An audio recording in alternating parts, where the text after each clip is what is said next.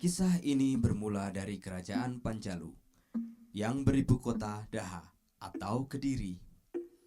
Raja Kediri mempunyai dua orang putri. Yang pertama adalah Dewi Chandra Kirana, yang kedua adalah Dewi Ajeng.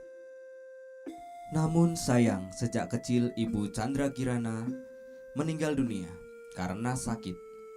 Raja kemudian kawin lagi dengan permaisuri baru dan mempunyai putri bernama Dewi Ajeng. Chandra Kirana adalah gadis yang cantik. Baik budi pekertinya, perasaannya halus, dan hatinya lembut. Ia disukai semua orang. Sementara itu, Dewi Ajeng, putri permaisuri yang baru, wajahnya juga cantik, tapi masih lebih cantik dan lembut wajah Chandra Kirana. Ada bayangan watak kejam dan kaku pada diri Dewi Ajeng. Raja Panjalu sudah merencanakan akan menjodohkan Chandra Kirana dengan Raden Inu Kertapati dari kerajaan Jenggala. Sebulan yang lalu Raden Inu Kertapati telah berkunjung ke Daha. Ia sudah melihat dan berkenalan dengan Chandra Kirana. Keduanya merasa cocok. Yang satu tampan dan satunya lagi berwajah cantik jelita. Raja Daha sudah merencanakan bahwa 40 hari sejak perkenalan itu akan dilakukan pertunangan resmi. Raden Inu Kertapati bersama keluarga istana Jenggala akan datang melamar Chandra Kirana. Waktu pertunangan itu hanya tinggal beberapa hari lagi. Chandra Kirana sudah mempersiapkan diri dengan sebaik-baiknya. Tidak bisa, aku tidak akan membiarkan Chandra Kirana berdampingan dengan Raden Inu Kertapati. Gumam Dewi Ajeng yang iri dan pencemburu. Malam harinya Dewi Ajeng berunding dengan ibunya. Sang ibu menyarankan agar pergi ke nenek Gaga Ireng, dukun wanita yang terkenal ampuh ilmu sihirnya. Demi cita-citanya bersanding dengan Raden Inu Kertapati, ia rela pergi jauh ke tempat nenek Gaga Ireng. Setelah mendapat bekal dari si dukun, Dewi Ajeng segera kembali ke istana. Tengah malam barulah ia sampai di istana dengan tubuh lesu karena perjalanan jauh. Kita harus mengusir Chandra Kirana dari istana ini. Bagaimana caranya, Bu? Permaisuri diam sejenak, kemudian tersenyum cerah. Ia lalu ingat akan tugas Chandra Kirana yang setiap hari menghidangkan secangkir teh kepada ayahandanya. Itulah yang akan dimanfaatkan permaisuri. Esok hari rencana dijalankan. Sebelum Chandra Kirana melakukan tugasnya, diam-diam permaisuri masuk ke ruang dapur, menaruh racun di dalam gelas teh yang telah dipersiapkan pelayan istana untuk dibawa Chandra Kirana menghadap ayahandanya. Hati sang permaisuri berdegup kencang, karena ketika hendak keluar dari pintu dapur, ia berpapasan dengan Chandra Kirana. "Oh ibunda, mengapa kau harus repot-repot ke dapur?" tegur Chandra Kirana. Tidak ada apa-apa. Aku hanya datang untuk melihat-lihat pekerjaan para pelayan saja." "Terima kasih ibunda telah ikut memperhatikan persiapan para pelayan menyambut kedatangan Raden Inu Kertapati," kata Chandra Kirana dengan polos. Gadis ini menyangka sang permaisuri bersimpati kepadanya. Seperti biasa, Chandra Kirana mengantarkan secangkir teh untuk ayahandanya. Kegiatan itu dilakukan untuk mendekatkan hubungan antara ayah dan anak. Biasanya, sambil minum teh, mereka berbincang-bincang seputar keluarga. Sang Prabu meminum separuh isi cangkir teh. Terasa hangat di dalam tenggorokan dan perutnya. Teh bikinanmu memang enak, anakku," ujar sang Prabu. "Terima kasih, Rama Prabu," sahut Chandra Kirana. Tapi sesaat kemudian sang Prabu memegangi perutnya yang terasa mual. Rasa mual itu semakin menghebat. Rama Prabu, Teriak Chandra Kirana. kenapa Rama Prabu? Ada apa kiranya? Tapi sang Prabu bukannya menjawab. Sepasang matanya nampak mendelik. Nafasnya tersengal-sengal, kemudian malah muntah darah. Chandra Kirana kiranya segera memeluk ayahnya yang hendak roboh. Permaisuri menuding ke arah Chandra Kirana. Apa yang telah kau lakukan? Teganya kau hendak membunuh ayah sendiri. Kau pasti telah meracuninya. Tidak, tidak. Tidak mungkin saya meracuni Rama Prabu yang sangat saya sayangi. Sang Prabu segera diangkat ke pembaringan. Tabib istana segera datang memeriksa.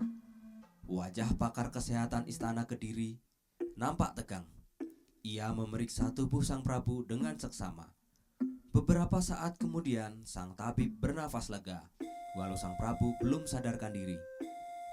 Beliau terkena racun, ujar tabib itu.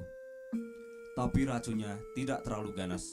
Walau demikian, beliau harus beristirahat total selama beberapa hari. Esok harinya, Raja siuman. Ia betul-betul tak menyangka putri kandungnya sendiri bermaksud membuatnya celaka. Candrakirana, apa sesungguhnya yang kau inginkan? Ananda hanya menginginkan kesehatan dan kebahagiaan Rama Prabu, jawab Candrakirana. Tapi buktinya, kau telah mencoba membunuhku. Bukan hamba pelakunya.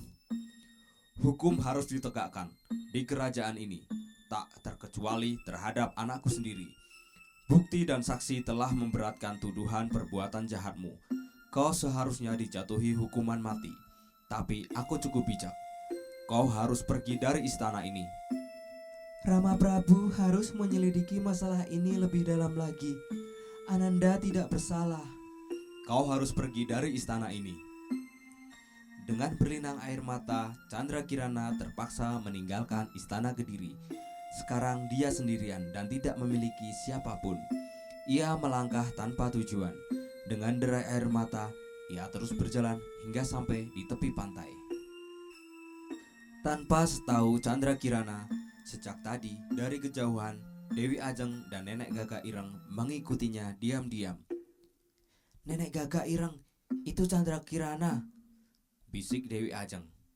Ya, aku sudah tahu.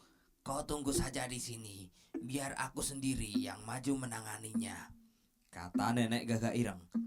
Nenek tua itu bergegas menghampiri Candrakirana.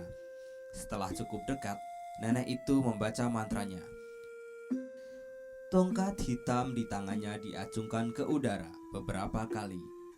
Ia menarik nafas panjang hingga perutnya membesar. Dewi Ajeng yang berada di samping Nenek Gagak Ireng bergidik merinding ketakutan. Saat itu Candrakirana berada di dekat sebuah batu karang. Nenek sihir menghembuskan udara dari perutnya dengan sekuat tenaga.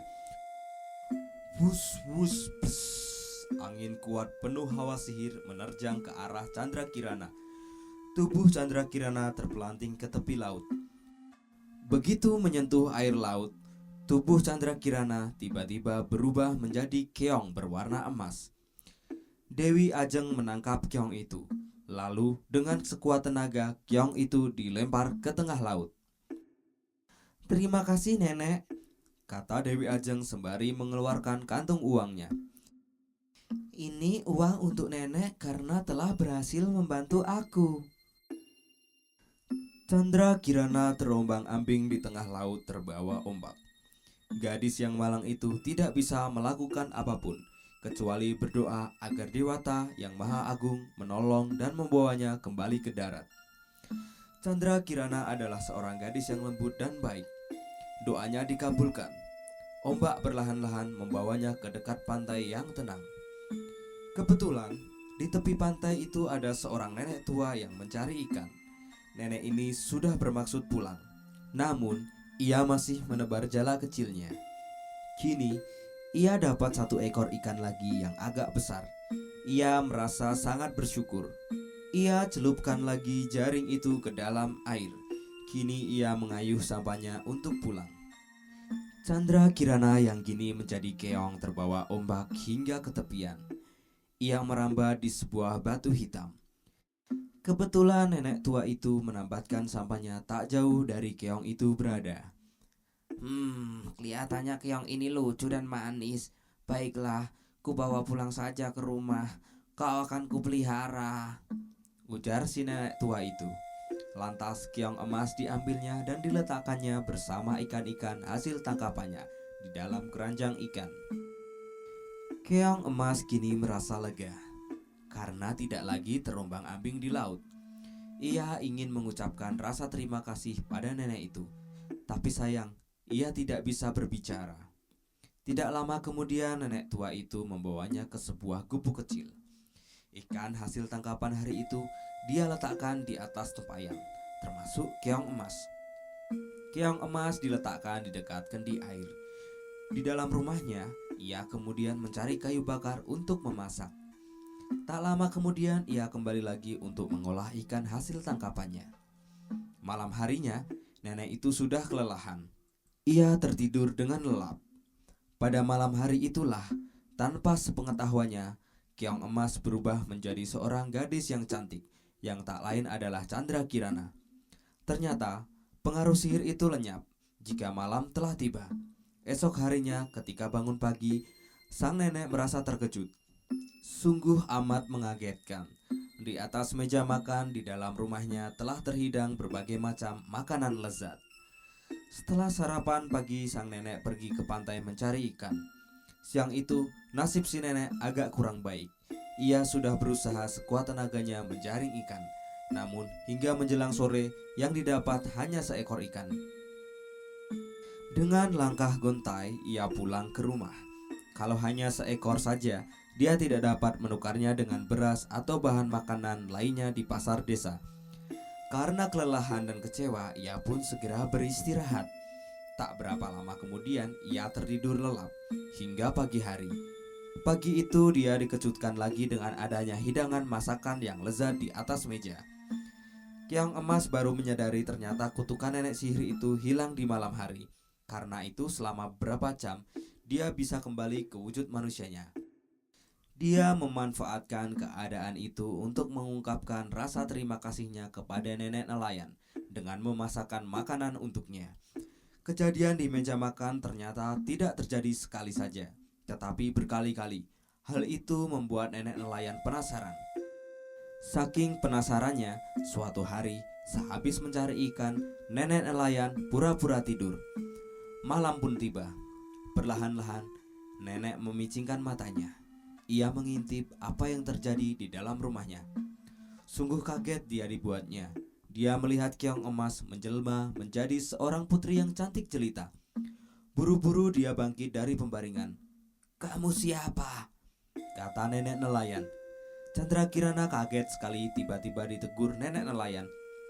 Aku Chandra Kirana, putri kerajaan Daha. Entah mengapa aku tiba-tiba menjadi keong emas. Lalu kenapa kamu memasak makanan untukku, nak?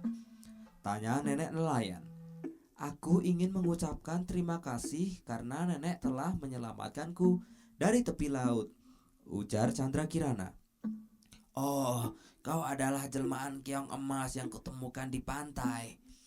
Benar nenek, tolong biarkan aku tetap berada di rumah ini bersama nenek. Tidak mengapa, kau boleh tinggal di tempat ini. Aku akan menganggapmu sebagai anakku sendiri. Terima kasih nenek yang baik. Demikianlah, jika siang hari Chandra Kirana berubah menjadi keong emas. Jika malam tiba, ia kembali menjadi seorang gadis yang sangat cantik. Jangan khawatir anakku, Kata si nenek. aku yakin kau adalah orang yang baik. Mari kita bersama-sama tiada hentinya memohon kepada Tuhan agar kau dipulihkan seperti sedia kala. Terima kasih nenek. Sejak saat itu, Chandra Kirana tinggal bersama nenek yang bernama Mbok Rondo Dadapan. Setiap malam tiba, si nenek berdoa kepada Tuhan agar Chandra Kirana dipulihkan seperti sedia kala. Sementara itu, di tempat lain, di sebuah desa yang jauh dari keramaian kota, ada seorang pemuda berwajah tampan sedang berkelana. Oh Dinda Chandra Kirana, di manakah engkau gerangan berada? Pemuda itu tak lain adalah Raden Inu Kertapati. Ia telah mengembara ke berbagai desa untuk mencari Chandra Kirana yang telah hilang dari istana. Suatu hari, ia bertemu dengan seorang kakek tua di pinggir jalan. Anak muda, kau sudah 3 hari belum makan. Rintih kakek tua itu. Raden Inu mendekat lalu memapah kakek itu untuk berteduh di bawah pohon jambu. Dia memetik beberapa buah jambu yang masak untuk si kakek. Terima kasih nak, kamu baik sekali. Kata si kakek. Sebenarnya kamu mau kemana? Raden Inu Kertapati menjawab, saya mencari Putri Candrakirana yang diusir dari kerajaan Kediri. Kakek itu bergumam, lalu menunjukkan padanya jalan menuju tempat sang putri. Raden Inu Kertapati kemudian meneruskan perjalanan mengikuti jalan yang telah ditunjukkan kakek tadi. Dia menanyai orang-orang di setiap desa yang ia lewati tentang Putri Candrakirana. Ia akhirnya tiba di sebuah desa di pinggir pantai. Karena sudah beberapa hari tidak makan dan minum, ia merasa sangat haus dan lapar. Ia meminta minum kepada salah seorang penduduk. Penduduk tersebut kebetulan adalah Mbok Rondo Dadapan. Maaf Nek, bolehkah saya meminta seteguk air? Tanya Raden Inu Kertapati dengan sopan. Oh, boleh. Sebentar, nenek ambilkan. Jawab nenek itu. Nenek itu masuk ke dalam rumah. Raden Inu Kertapati masih di luar rumah.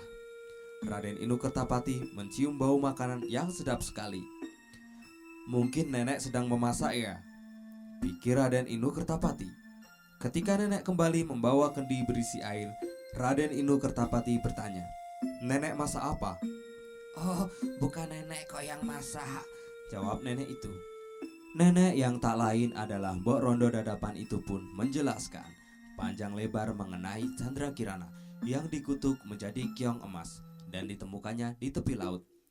Jadi, yang masak di dapur itu Candrakirana? Raden Inu Kertapati senang sekali. Tolong Nek, pertemukan kami berdua.